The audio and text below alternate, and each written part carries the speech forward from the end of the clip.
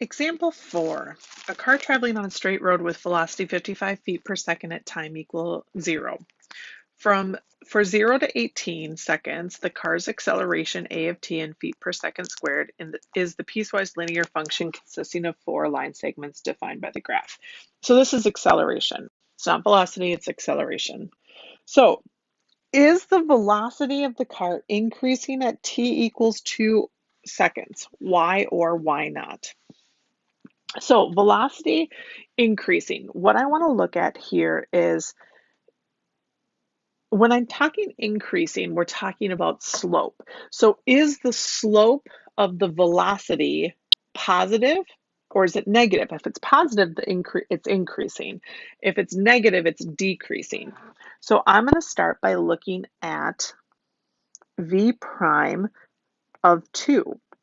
Well, v prime of 2 is the same thing as acceleration at 2.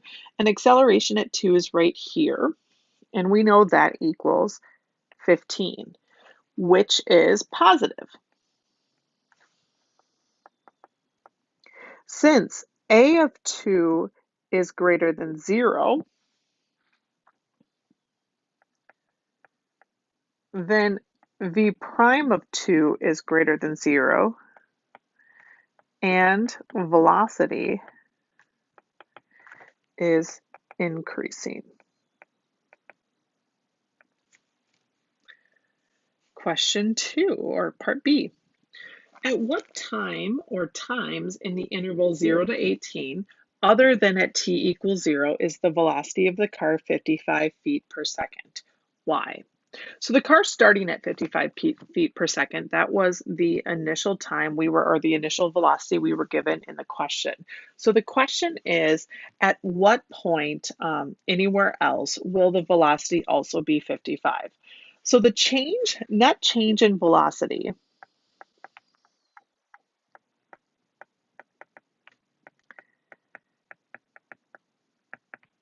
that's the integral from, we'll start 0 to t1 of acceleration. So we're thinking about this as an integral. And really what we need is the integral to equal 0. We need our integral to completely balance each other out, to cancel itself out. So looking up here, integral on a graph is talking about the area under the curve. So if I'm looking here, this has an area of 30. This 2, that's 4, so 2 times this is also 30. This guy has an area of negative 30. This one has an area of negative 30. Sometimes it's just nice to start just a quick, that would be negative 30. This piece right here would be, that's 2 times 15, that's 30, so this is negative 15, and this is positive 15. So if I'm looking here, it starts at 55, it increases in velocity from this chunk. It then decreases the same amount here. So the yellow and the orange portion there would completely cancel each other out. So I would say the time of 12 seconds, it would still be a velocity of 55. So if you wanted to show that symbolically, I'm saying this, that if I did, this is the initial velocity, this is v of 0, plus the integral from 0 to 6 v of t dt, plus the integral from 6 to 12 v of t dt, that would end up being 55 because 0 to 6 and 6 to 12 would cancel each other out. Now, looking at the remainder of our time, we don't have enough for it to cancel out again. So that would be the only place where the velocity would be 55 seconds again. Letter C. Move this down so we can see our picture again. On the interval of 0 to 18, what is the car's absolute maximum velocity in feet per second, and at what time does it occur? Justify your answer. So if I'm wanting an absolute maximum velocity, when we talk about absolutes, what we're doing is we are taking the derivative of velocity.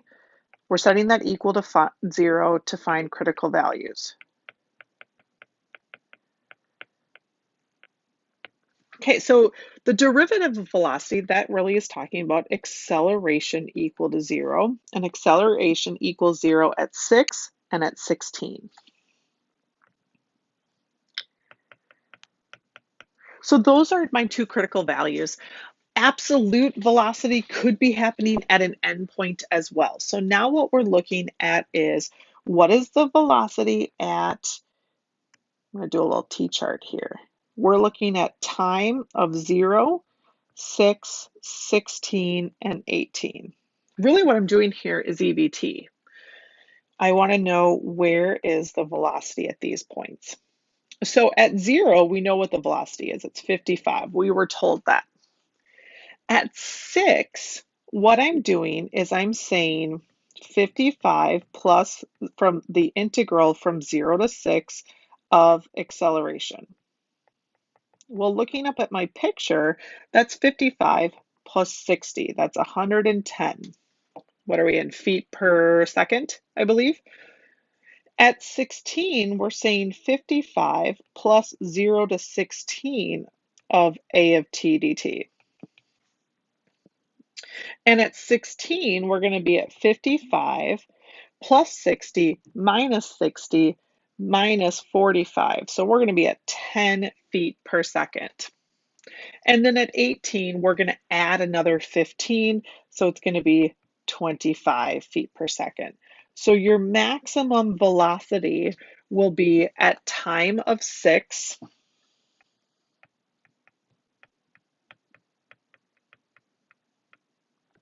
t equals 6 seconds. And I would state something about, since the function is continuous and it has a critical value at x or t equals 6, it must be the maximum because of EVT. Last thing, at what time in the interval 0 to 18, if any, is the car's velocity equal to 0? So we want velocity to equal 0. Well, looking up here, let's compare what we did first off in part C and then in part D. We'll build off of that. We know at time 0, the function has a velocity of 55 feet per second. It's growing until 6, and it grows up to 110. Now, if I look at the interval from 0 to 16, or 6 to 16, not 0, 6 to 16, the net change is negative 30, 60, 90, negative 105. So at time 6, it's 110 feet per second. The decrease from 6 to 16 is only 105. So there's still time in there. So this is never going to happen. At no point will all of the negative portion of this acceleration add up to counterbalance the positive.